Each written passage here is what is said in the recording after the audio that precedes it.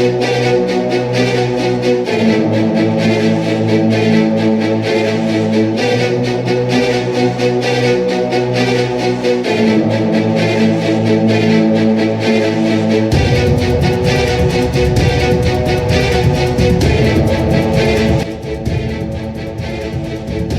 Philippines is standing at a crossroads, and the decision ahead could shape our Air Force for the next 40 years. Italy's Leonardo has placed a bold offer on the table: 32 Eurofighter Typhoon Tranche 5 fighters. Some of the most advanced jets in the world. This isn't just about aircraft.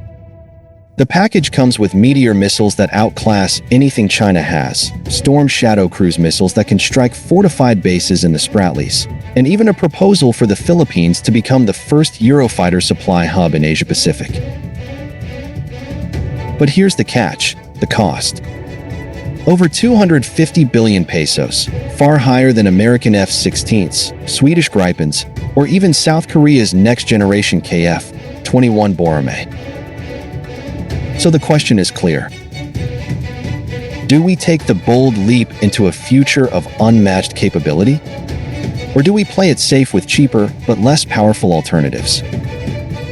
Stay with us as we break down the offer, the aircraft, the finances, and the risks before asking the ultimate question. Should the Philippines choose Europe's Typhoon or settle for another path? For decades, the Philippine Air Force has dreamed of a true multi-role fighter. Not just a trainer or a light combat aircraft, but a jet capable of protecting airspace, striking enemy positions, and deterring the rise of China. The multi-role fighter project set aside a massive budget, over 260 billion pesos, enough for 40 aircraft. Until recently, 3 contenders dominated. The F-16 Block 70 Viper, America's trusted workhorse. The JAS-39 Gripen, Sweden's cost-efficient solution. And the KF-21 Boramae, South Korea's ambitious stealthy fighter still in development. But in 2023, a new challenger arrived: the Eurofighter Typhoon Tranche 5. Leonardo, Italy's aerospace powerhouse, confirmed the details. 32 Typhoon Tranche 5 fighters, adjusted to fit the Philippine budget. A full weapons package, including Meteor, ASRAAM, Brimstone, and Storm Shadow. Government-to-government deal, with financing to spread payments. Local manufacturing, making the Philippines a Eurofighter supply hub for Asia. And pilot training in Sardinia, Italy, at NATO standard facilities. Most importantly, Italy and Spain have open production slots. If Manila signs by 2026, the first Typhoons could arrive by 2028.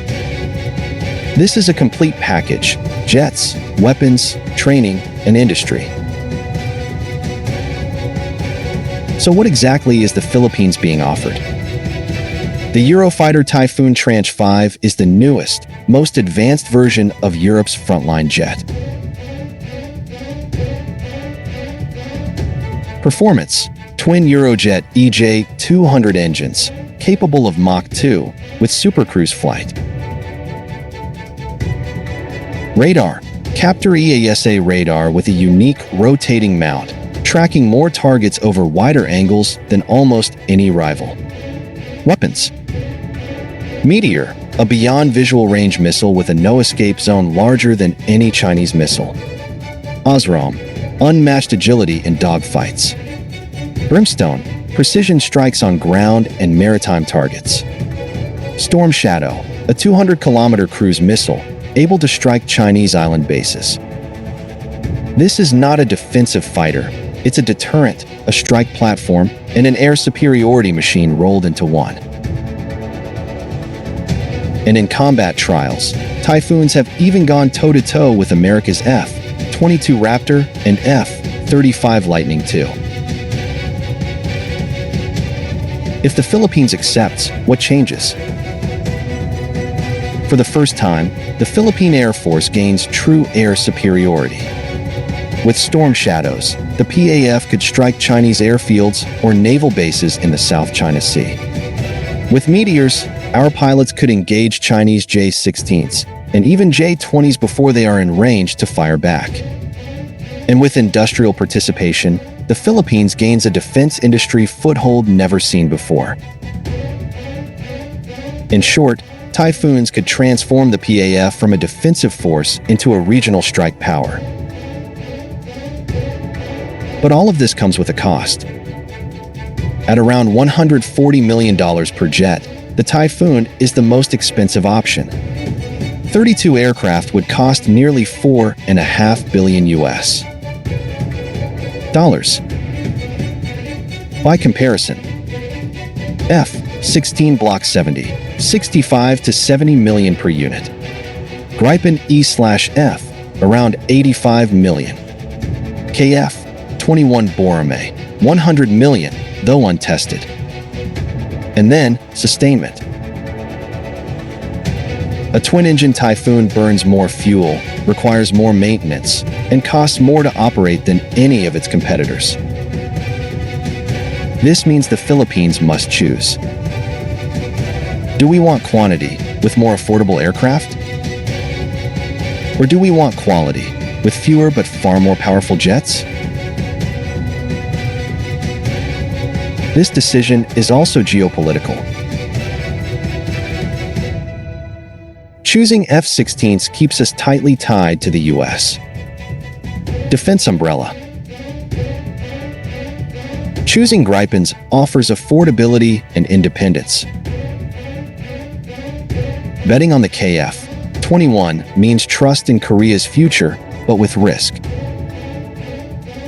Going with the Typhoon signals a leap toward Europe and toward unmatched combat power.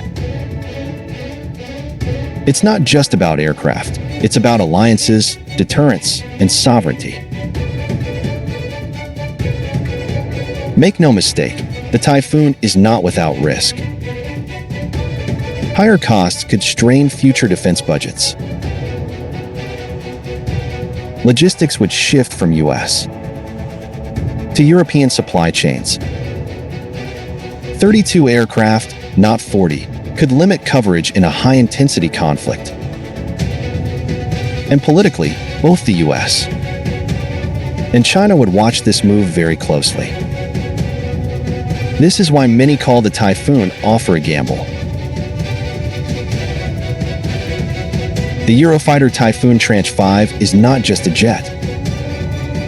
It is a statement of intent. With it, the Philippines would leap into the ranks of the world's top air forces. But it would come at staggering cost: financial, logistical, and political. So now, the question falls on Manila. Do we take the bold leap with Europe's Typhoon? Or do we settle for a safer, but less ambitious path?